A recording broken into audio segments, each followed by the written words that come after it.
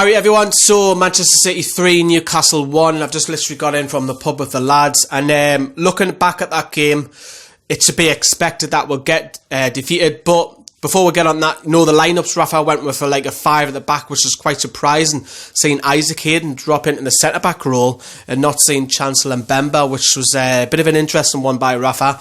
We've seen Hoslu up top, we've seen Shelvey and Diarmi, the two centre midfielders. Richie was dropped to the bench, which didn't really surprise me much because Murphy's been on form. And just speaking of Jacob Murphy, he took his goal absolutely unreal. What a pass by Clark, first of all. And then just the coolness and the finish by Murphy, he dinked it over Edison, running in on goal. Had a lot of time to think about it. He finished it really well.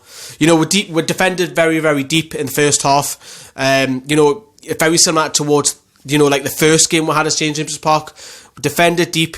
We conceded just the one goal. We went into 1-0 down. But you know what? This is Manchester City, Yes, they come out and got 2-0, a very soft penalty when Manquillo give it away, and then we got the goal back, and then we changed with tactics. We went to high press in the second half, and Manchester City were like, whoa, but then Aguero got his hat-trick and killed the game off. We got beat 3-1, but on the positive, we don't have to play Manchester City again. Most of the results have went Newcastle's way this weekend again. Looking at you, if you want to look at the league table, it's more or less as you were to most extent. We'll keep an eye on obviously the games tomorrow as well, but I think individually I thought Paul Dummett was absolutely fantastic. Manchester City didn't go down their right flank as much.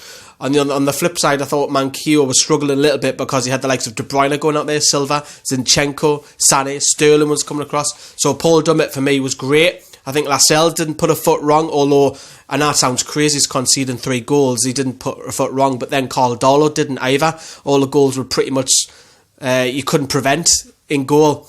Going forward, I thought Shelvey was missing. Didn't see him enough on the ball. I know you're picking against Manchester City because it's another level, you know what I mean? But Murphy in particular, second half, brought us just a vein of life. He was bursting. He took his goal really well, as I touched upon, and then he grew in confidence trying to take on players as well. Hostler was trying to hold the ball up. It's a task which you're asking yourself, look, you're going to hold the ball up and try and bring others into play.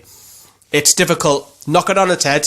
I didn't get too downbeat about it. It's Manchester City at the end of the day, and it's spirited performance. At least we don't have to play them the rest of the season. Other teams are going to have to, but forget about it. Let's move on. We've got a bit of a breather. We haven't got the next league games on deadline day, which, just to touch upon, having a league game on deadline day at night time because the game will finish at 10 o'clock is an absolute joke.